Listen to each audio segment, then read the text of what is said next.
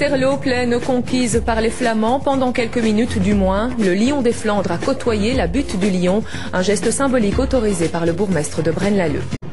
Bonsoir, le Lion des Flandres a sorti les griffes aujourd'hui. 300 militants du Voorpost, le groupuscule extrémiste flamand, ont manifesté dans les rues de Rhodes-Saint-Genèse. Une manifestation tolérée, nous y reviendrons dans un instant. Mais d'abord, image forte à proximité de la butte du Lion de Waterloo.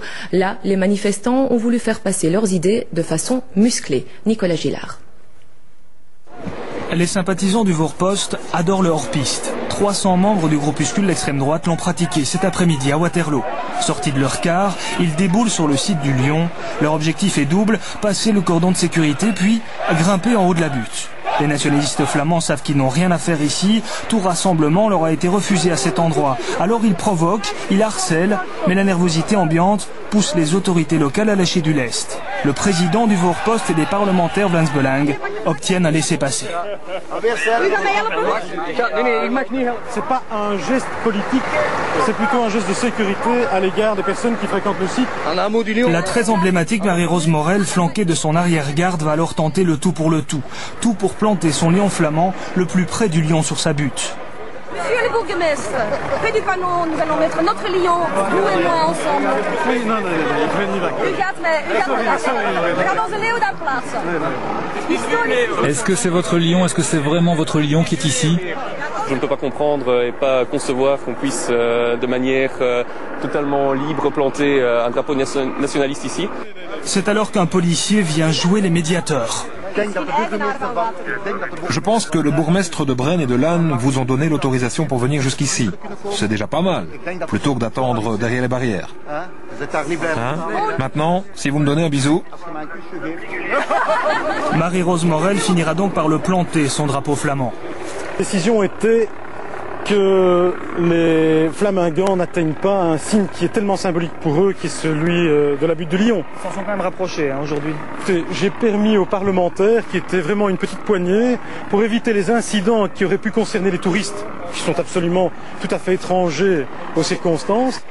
Les extrémistes du Voorpost, alliés aux Vlaams-Belang, n'auraient jamais pensé arriver jusqu'ici. Les troupes sont reparties rassurées cet après-midi de Waterloo, avec le sentiment peut-être d'avoir gagné une bataille. Et avant ce détour par la butte du Lion, les extrémistes flamands ont donc manifesté à Rhodes-Saint-Genèse, une des communes à facilité de la périphérie bruxelloise. Ils exigent justement la suppression de ces facilités et la scission immédiate de l'arrondissement de BHV. Dominique Dussin. De vraiment local, il n'y avait pas grand monde ce matin pour manifester à Rhodes-Saint-Genèse. C'est de Flandre que sont venus les manifestants, une manifestation dont la commune se serait bien passée. La Chambre flamande du Conseil d'État m'a empêché d'interdire la manifestation et ce sont pas des Rhodiens qui manifestent, ce sont des gens qui viennent de toute la Flandre en bus. De 300 à 350 manifestants étaient présents, un groupe hétéroclite, mariant les crânes rasés aux personnes plus âgées. La direction du Vlaams-Belang était également présente, visiblement ravie d'être là. Les consignes sont de se montrer accueillants avec les journalistes, et c'est d'ailleurs en français que les meneurs n'hésitent pas à nous exposer leurs revendications. On demande l'indépendance avec l'intégrité de la Flandre, parce qu'ici on est dans une région de la Flandre qui est en danger d'être francisée. Loin de ce discours calme, c'est au cri de Belribast, crève Belgique, Franz Ratten, rat francophone et Wals criminel, criminel wallon, que s'est promené le petit cortège extrémiste. Les œufs volent bas contre quelques habitants qui osent ne pas approuver leur présence. Et le vrai visage du Voorpost réapparaît lorsqu'ils s'en prennent à notre voiture et à notre camion satellite, qui subissent des jets d'œufs et de fumigènes, qui sont maculés d'autocollants et dont on tente de dégonfler les pneus. Nous serons dans l'impossibilité de travailler pour le journal de 13h. En guise de conclusion à la partie rhodoise de la manifestation, les membres du Voorpost ont brûlé le drapeau belge. Mais c'est un présage ou non, les extrémistes ont eu bien du mal à mettre le feu au drapeau national. Les trois couleurs ont fait de la résistance ce matin.